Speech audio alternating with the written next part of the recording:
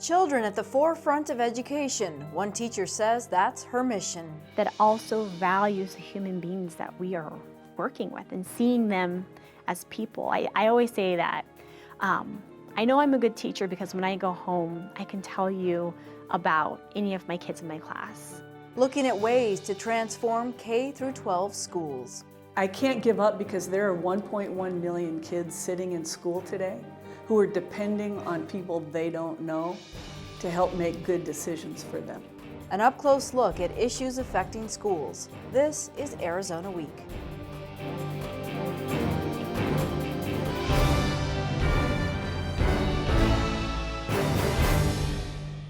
Hello and thanks for joining us.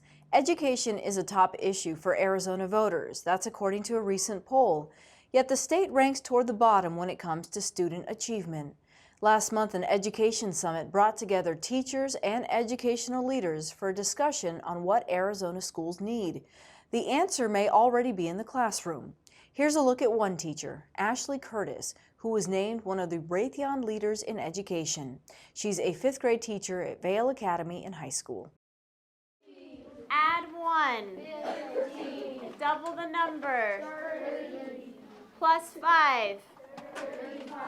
Multiply by 2. And add the number of sides on a pentagon. 75. Excellent. Math is tough for most kids, but inside this Vail classroom, math also breeds tough love. There is an answer sheet in here. Could you totally just look at the answer sheet if you wanted? Yeah, but it takes the fun away from it. So work through it with your partner. And then when you think you found the answer, that's when you check your work. Capiche? We did it. Yay. 4. A teacher for 9 years, Miss Ashley Curtis still keeps kids on their toes. The way that I do math is I do a short introduction whole group, and then I do small groups. I create videos of like really the basic instruction, that kind of where teachers come up and they just give you the information. I put that on a video. They watch that on the weekends. So they come to me the next week already with the basis. So then I'm able to go in, and that's where we can get into groups and kind of, they can do games, they can work collaboratively. And I don't have to spend time teaching, the vocabulary and the very basics, which makes it so much nicer. My math scores have like skyrocketed. They can't afford not to pay attention. What do you know about the scaling triangle? Class moves quickly, and students have to keep up. And then if you're really cool, then you're going to bring it down to like a V, and you're going to say victory. Right, is that just me? Okay, I think that's just me. So that's what we want to remember when we're working our orders of operations, is we want to remember that V. So take a look at the first problem, look at it, and then we're going to work through the next one together. There's not just this box curriculum. I think that's the big part about Vail, is that there's a trusting of teachers to practice our craft, and we have that freedom and trust that we're going to teach our children to the best of their ability. In your folders. All right, transitions number 4. Thank you. Her delivery propels energy. That was shapes, negative numbers. I think, no. Was it that? I'm never completely satisfied. I'm always striving to make something better, to try a new strategy, to grow and perfect, or get as close to perfecting my craft and my art as I can. And I think that's what makes a good teacher, someone who has that passion and that drive to improve, but that also values the human beings that we are working with and seeing them as people. With individual personalities preparing for the future. Got it. No, not right there. No. I want it. Well, on my door, I have a sign that says, enter carefully. We have critically thinking citizens developing here. And that's my hope, is that they question and that they strive to seek answers, and that they're excited about learning, but that they see that there is no problem that can't be solved. More than books and computers, for Miss Curtis, education is about giving these kids attention. I always say that I know I'm a good teacher because when I go home, I can tell you about any of my kids in my class. And I can tell you something that they like. I can tell you a struggle that they're having. I can tell you about how they've improved, every single kid. And if I go down my list and there is a child that I can't talk to you about for 5 minutes, then I haven't completely done my job and I need to go back and get with them. And not letting them lose interest. What is something that you learned today that you're going to take home with you tonight and apply it to your homework? So what is a takeaway, a thought that you had today? Beyond the classroom, it's about loving her job and making an impact. You can work with a partner on those. Show all of your work in the back of your journals. At your seat, you're going to need your computers. You're going to work on Khan Academy there. That they are able to interact with one another kindly and respectfully, and that they're critical thinking people. That's what I strive for, and it happens now. I'd like to bring some quick closure to our lesson. Expect More Arizona partners with businesses and groups from across the state on methods to improve education. Here's their president and CEO, Chang Esau. Are Arizona students prepared? Are they getting what they need in Arizona classrooms? As a whole, when you look at all of our students, we're still graduating a lot of students from high school who aren't prepared for the next step. In fact, ABOR, the Board of Regents, recently released their data for the year that shows that over half of our high school graduates don't qualify to enroll in one of Arizona's 3 universities. So we do have some work to do. And some of that has to do with needing to make sure that we have sufficient resources to help give teachers what they need to help their students to be successful. And some of it too is addressing the challenges that our students from low-income backgrounds have that they bring to school with them. They're often starting kindergarten behind, so they're behind from the get-go. They're on average 2 to 3 grade levels behind by the time they're 9. So there's certainly a lot of work to be done, but the great news is we have some great examples that are leading the way. And I think most importantly, people need to understand that everyone has a role to play. That this is incredibly hard work that our teachers are doing, and everyone in the community, our businesses, people who live in that community, everyone needs to pitch in to support our teachers in our schools. If students aren't ready when they graduate from high school, what does that do to the community socioeconomically? I would say that education is the best investment Arizona can make if we want to have a strong economy and we want to have a great quality of life for everyone. Graduation rates and levels of educational attainment are directly correlated to quality of life issues, whether that's the property values of your home, which everyone cares about, or crime rates in your community. I would even economic growth. When you look at the states that are leading our country in economic growth, they all have higher levels of educated adults in their state than we do. So that has to be one of our top goals. When you look at the jobs of today and the jobs of the future, almost all of them are going to require more education or career training after high school. So that means that a high school diploma alone can no longer be the finish line for any kid. The goal of our education system needs to be that every kid graduates high school and then they go on and they get a degree or a career training, or they can do it at the same time as high school. But that's the goal. That's the goal, to make sure that we have a pipeline for our employers, to make sure that we are an attractive destination for companies to want to come here, and for everybody's quality of life, because the more educated folks are, the more prosperous they are, and the more money they have to spend, the more time they have for recreation and all those things. Why does this continue to be a problem in this state? We really believe that we need to make education more of a priority, and part of it is a culture shift that we're actually starting to see. Expect More Arizona recently fielded a poll of statewide likely voters, and the results were pretty incredible. 600 likely voters across the state, very representative of the breakdown across political parties that show up at an election. When we've done this poll in the past, we've actually seen education ranking, maybe number 3 or number 2, always behind jobs and the economy, always behind immigration. Well, for the first time this year, education skyrocketed to the top as the #1 issue that Arizonans believe is facing our state by a huge margin. Over 40% of voters cited that as the biggest issue, with jobs and the economy and immigration falling below 12%. So you can start to see, we think that's the tip of the iceberg. Voter awareness and voter will is really starting to shift to say that if we want this to be a great place to live, it's education. We realize and understand that education impacts everything else that we're trying to accomplish as a state. We push a little further and ask, what are the top issues within education? It's really interesting. They say funding, increasing funding, and also, very relevant to the discussion we had today, across every political party, the top answer was teacher pay. So if we want Arizona to be a great place to live, the #1 thing we have to do is to make it the best place in the country to be a teacher.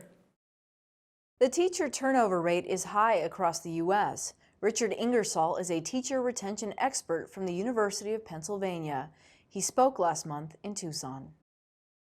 A key factor, a key complaint of teachers, a key reason why teachers move from one school to another or quit teaching altogether is the issue of voice.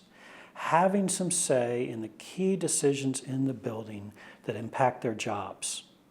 And this is particularly an issue with reforms. Quite often reforms come down the pike and there's a sense that this is something done to teachers, maybe even punitively. Whereas a different model would be, let's do it with teachers.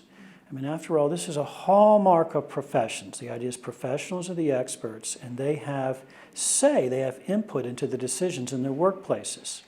And that's true, for instance, for professors at higher ed level. It's not true for teachers at elementary and secondary schools, and it's a huge factor. It's one of the big ones behind the high turnover rates in this line of work.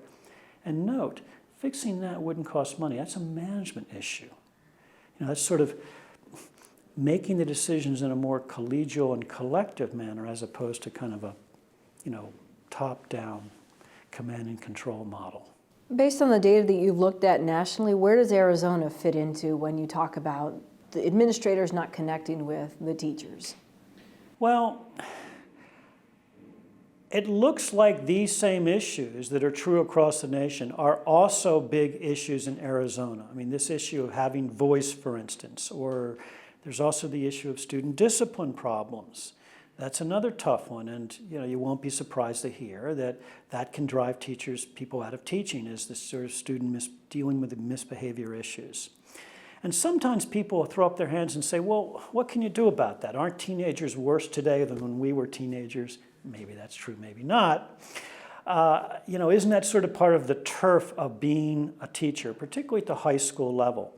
But the data show a very interesting thing. The data show us that schools vary dramatically in how well they cope with the student behavior and discipline problems. And some schools do a far better job of dealing with it than others. And poverty is by no means the only factor here. It's not just that the poor schools have more discipline problems, not necessarily. And the data show us that those schools that do a better job of coping with this, teenagers misbehave, it needs to be dealt with. I'm a parent, I had teenagers. The schools that do a better job of coping with it have far better teacher retention. So again, it's sort of working conditions in schools, making that job more amenable for teachers. There's the voice issue, there's the student misbehavior issue. There's also salaries, and that's a problem in the state of Arizona. The salaries are relatively low, and there seems to be data showing that some Arizona teachers will simply cross the borders and immediately get a salary increase in teaching in another state. That needs to be addressed, and that costs money. Some of these things would cost money to fix, and some wouldn't. If you would describe what a revolving door really means in education, teachers are staying for a couple years and then leaving? Yeah. Yes. What we find is that this is a very large occupation. It's actually the largest one according to Census Bureau. There's over twice as many teachers as nurses, which is another big one, 5 times as many teachers as lawyers. So it's a very large occupation that has a great deal of job transition. So almost a quarter of all the teachers in the country in any given 10, 12-month period are moving into, between, or out of schools. There's this huge amount of movement. and we refer to it as a revolving door. It's a large occupation, it's a gigantic one with a great deal of job transition and movement. But a key point is it varies dramatically across different types of schools. Some schools have very high teacher turnover at 25%. A school that loses 25% of their teachers each and every year, that's a problem. That's not cost-free. On the other hand, you might have some suburban affluent schools that only lose less than 1/10 of their teachers, which is much, any workplace is going to have employees coming and going. It's when it gets to be high levels that it becomes costly in a bunch of different ways, some more obvious than others. How do we fix this? I mean, what is the attempt at making things better in this country, and in this case, Arizona? Well, I think it's really kind of straightforward is what the data tell us, that we have these shortages, but it's not that we produce too few teachers, it's that we lose too many. And the data tell us that some of these working conditions, which are quite fixable, are the main reasons behind the high turnover rates. And so the goal is to ensure a qualified teacher in every classroom. That's what we want. That's what we want. I mean, the teachers are very important. The way to get there is to slow down the revolving door. The way to do that is to improve some of these working conditions. Some, like salaries, cost some money, and that's worthwhile doing. Others, like giving teachers voice, dealing with student discipline issues, providing more support for the beginning teachers, so when they're in there, they don't, it's not just sink or swim, there's support. All those things could slow down the revolving door and go a long ways towards ensuring, the bottom line, a qualified teacher in every classroom, in Arizona, in the nation. It's doable, but I'm not going to say it's easy. Support Our Schools Arizona has been around since 1994, a grassroots organization working to ensure high-quality public education for Arizona children.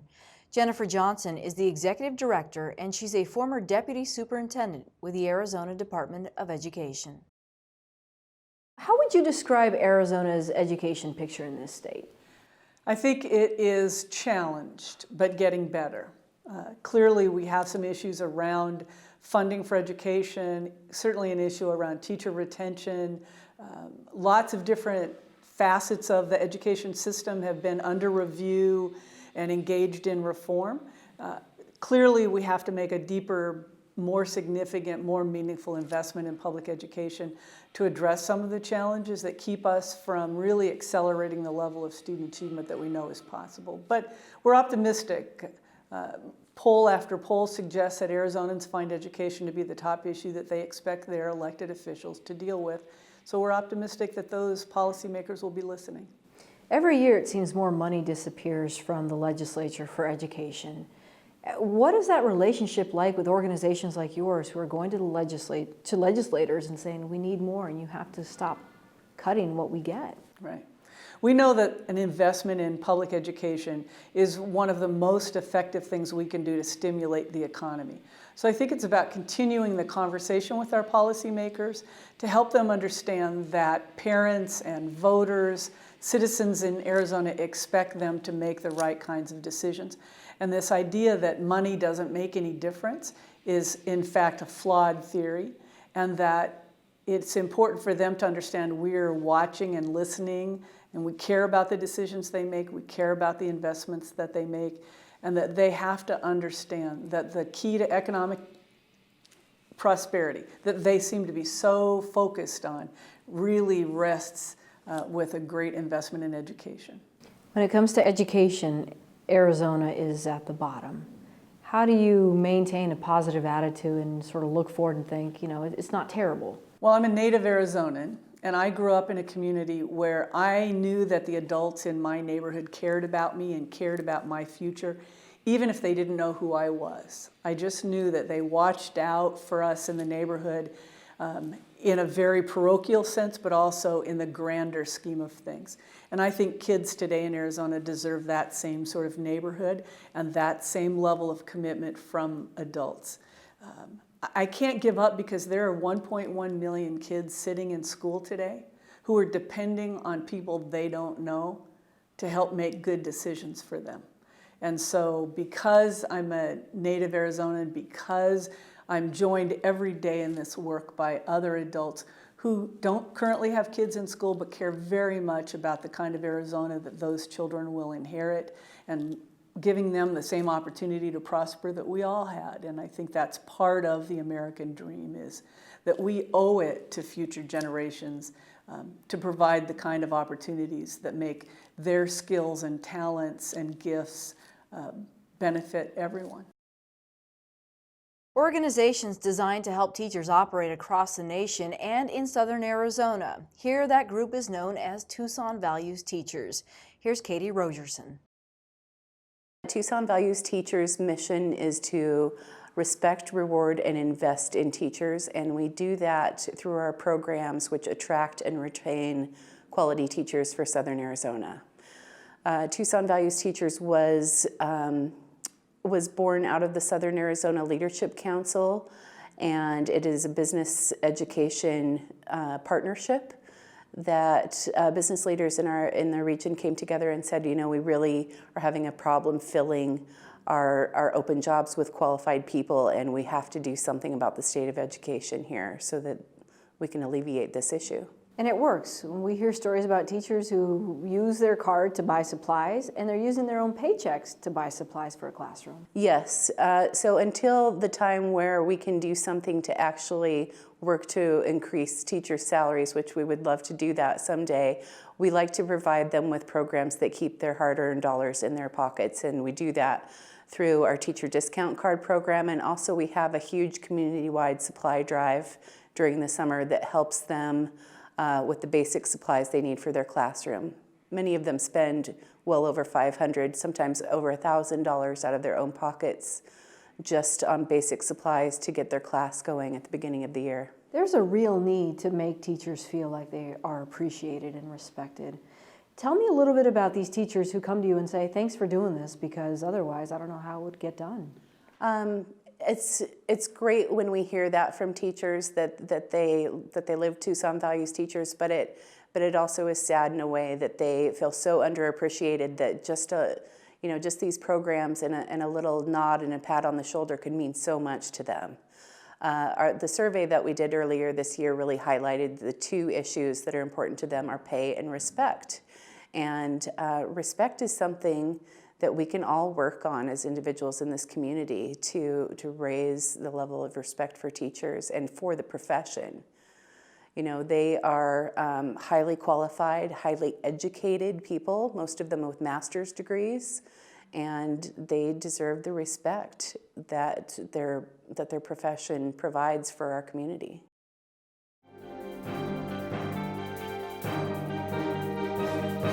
The Buzz now with my colleague Christopher Conover. Christopher, a lot going on in the legislature, though they've only been in session for a few weeks now. Plenty going on this week. This was the week to get bills filed. No more bills can be filed after this.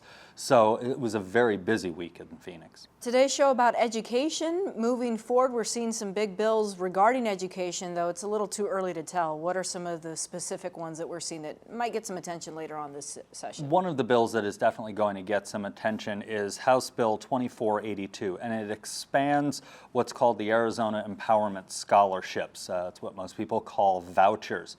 Currently, only students who are disabled or who have parents in the military or guardians in the military or adopted or are going to a D or F school can get these vouchers or empowerment scholarships. This bill allows any child in grades K through 5 to get a voucher, and then the next year it moves to K through 8, and then in 2019 it would move K-12 to get an empowerment scholarship. And this is for public or private school? These are for private schools, and it would allow a child or the parent of the child to get 90% of the money that the state gives for that child in the per pupil funding formula for use in a private school. That usually comes back in the form of a tax credit or something like that. Okay, now Diane Douglas, the superintendent of instruction, some fireworks between her and the Board of Education?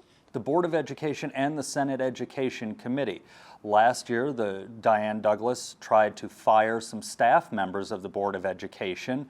We all remember that. It was right after she took office. The governor reversed it. That's in court over who has the right Is it the superintendent of public instruction, or is it the Board of Education, which she sits on as the only elected member, to hire and fire those staff members? We had a bill this week in the Senate Education Committee clarifying that and saying the board staff belongs to the board. The rest of the Department of Education is handled by the superintendent, but the board staff belongs to the board. Diane Douglas sent out a press release the day before on Wednesday, and on Thursday showed up in the committee, and she is not happy, to say the least. All right, more to come on that. The Ninth Circuit was in the news last week. Where are we this week? Are we breaking from tradition here in Arizona? The U.S. Ninth Circuit last week, the governor released a letter he had sent to the U.S. House Speaker in October asking to get Arizona out of the U.S. Ninth Circuit, saying it is the largest circuit. There's a backlog of cases. They get overturned by the U.S. Supreme Court a lot. Get us out of there. This week, U.S. Senator Jeff Flake and Representative Matt Salmon, both from Arizona, filed legislation to create a new circuit on the U.S. federal court, including Arizona. How likely is that to happen? I mean, this has been in existence for decades now. This comes up every once in a while, specifically regarding the Ninth Circuit. In 2005, there was another bill, a very similar bill, regarding the breakup of the Ninth Circuit. Senator Dianne Feinstein of California, a Democrat, calls it totally politically motivated. It didn't go anywhere in 2005. Of course, we're a few years down the road now. Things have changed. It might go somewhere, it might not, but it's not a new idea. And this week, the new idea involving pensions, and there's one legislator who's really pushing this, and it's gaining some ground. Senator Lesko is trying to reform Arizona's state pension system. It's billions of dollars underfunded, which is a huge problem. So a bill went through this week that changes the way the pensions are handled for police and firefighters around the state. Very, very complicated, dealing with actuaries and things like that, but it would save millions of dollars and begin to move that fund, which is billions underfunded, back towards the black. Will it change pensions, though, for people? It can over time. It depends on when you were hired, when you are hired. Again, very complicated, and this only deals with police and firefighters. There are a number of pension funds in the state. We're just starting with this one. Just starting, but the overall impression, it's controversial? It's controversial, but it's also complicated, and it needs to be done. Okay, Christopher Conover, thank you so much for your analysis, and thank you for joining us. For all of us at Arizona Public Media, I'm Lorraine Rivera.